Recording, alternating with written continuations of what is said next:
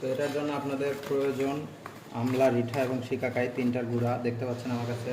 এটার মধ্যে রয়েছে আমলা, এটা হচ্ছে যে এটা রিঠা, আর এটা শিকাকাই। আপনারা যদি চান তাহলে যে কোনো ধরনের দোকান থেকে এগুলো কিনতে পারবেন।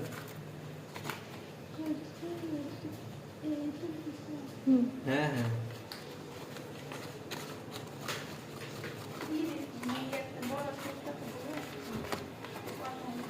এটা আপনাদের দিতে হবে 1:2:3:2। তার মানে আমি আমলা দিয়ে দিলাম, আমলা মানে হচ্ছে আমলকির গুঁড়া 1 টেবিল চামচ,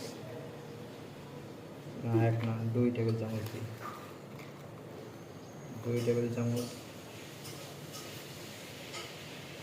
এখন আমরা রিঠা দিয়ে দেবো, 2-এর ডবল কত হয় আপনারা একটু বলেন, কত হয় পূর্বা?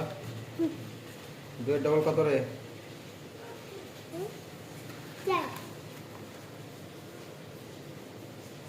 2 চামচ দিলাম অলরেডি। তো দেখতে পাচ্ছেন 3 চামচ, মানে মোটামুটিভাবে 4 চামচ, একটু কম হলো কিন্তু বিষয় না, আমি আরও একটু দিয়ে দিচ্ছি, যে এখানে আমার এক্সট্রা নেওয়া আছে।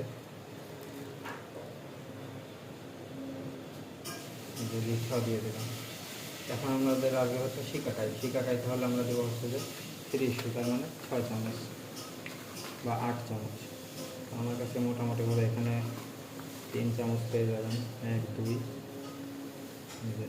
3 চামচ, মোটামুটি 3 চামচ দিলাম। তারপরে যে এখানে আরও এক্সট্রা দেখতে পাচ্ছেন শিকাকাই গুঁড়ো আমার নিয়ে আসা আছে। গুঁড়োগুলো একদম মিহি, আপনারা একটু দেখে কিনবেন, ফ্রেশ দেখে। 3 চামচ, 4 চামচ, 5 চামচ,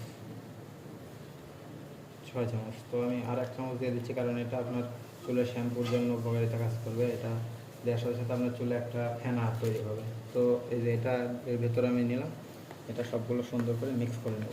তো আমার তৈরি হয়ে গেল ন্যাচারাল আপনার এটা ওটার গুঁড়া দিয়ে তৈরি করা হেয়ার স্পা প্যাক। ধন্যবাদ সবাই।